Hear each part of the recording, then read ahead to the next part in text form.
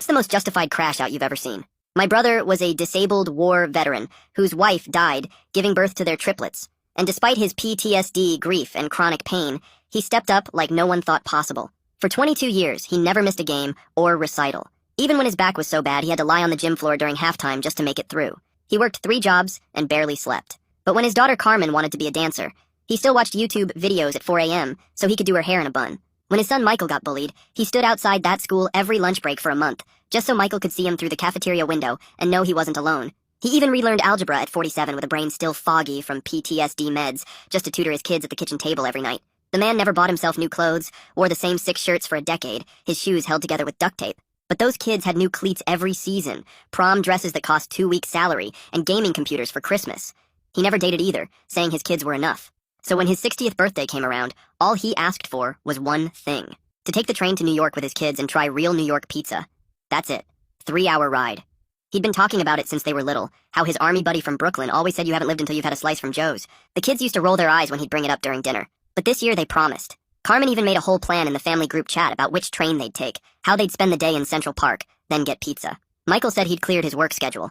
James bought the train tickets and sent him the confirmation. My brother actually smiled for the first time in years. He even went to Goodwill and bought himself a new shirt for the trip. The morning of his birthday, he woke up at 5 a.m. like it was Christmas, shaved carefully, put on that new shirt, even tried to stand a little straighter despite his back screaming. He made himself breakfast for once instead of just coffee, humming some old army song. Got to the train station 45 minutes early because he was so excited. Bought 4 tickets even though James said he already had them, just in case there was confusion. He sat on the bench closest to the platform, checking his flip phone every 2 minutes. 7:45 came and went. The 8 a.m. train was boarding. He texted the group chat, "I'm here by track 3. With 3 smiley faces. It took him 5 minutes to find the emoji button. At 8:15, the train left without him. He called Carmen first, but it went straight to voicemail. Michael's phone rang, but nobody answered. James picked up on the 5th ring, said something about car trouble, then hung up before Dad could respond. He sat on that bench for 3 more hours. Other families walked past, laughing, taking their trips. A little kid dropped his ice cream, and his dad immediately bought him another one, and my brother just watched them, something breaking in his face. The station security guard asked if he was okay. That's when it happened.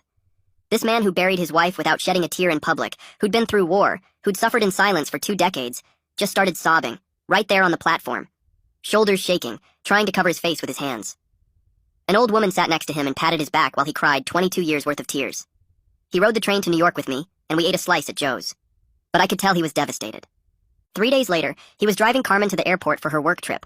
She was in the back seat on her phone the whole ride. 20 minutes in, he quietly said he'd gone to New York anyway, that the pizza was good. She laughed and didn't even look up. "Dad, you're being so dramatic lately." "It's just pizza. We said we'd go another time." He gripped the steering wheel with those damaged hands and said nothing.